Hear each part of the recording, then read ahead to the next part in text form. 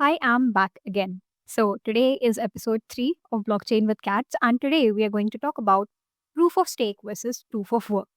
Now, obviously, in cat terminology. In cat terminology, proof of stake and proof of work is very easy to understand.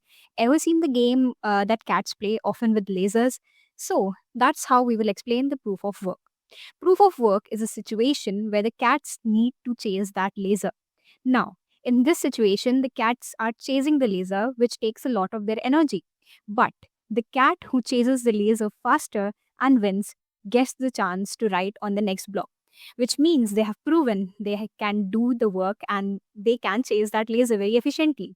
They get a fish as a reward, for example, and they can write on the next block of the diary.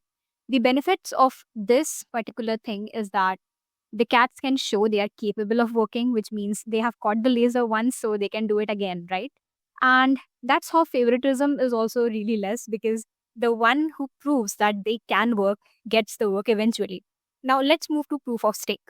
Proof of stake is a situation when the cats are told to give fishes in a box. Now, what does that mean? The cats need to lock some amount of fishes that they have in order to put it to stake.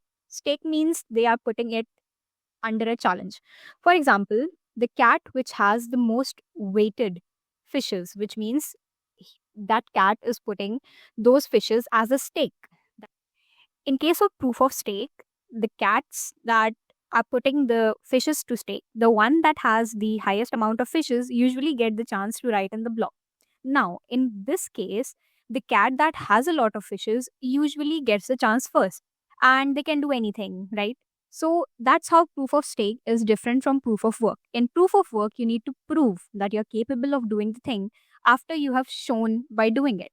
In proof of stake, the amount of things you can put to stake is how you prove that you're worthy of doing the transaction or using the block. Thank you so much. Stay tuned for the next one.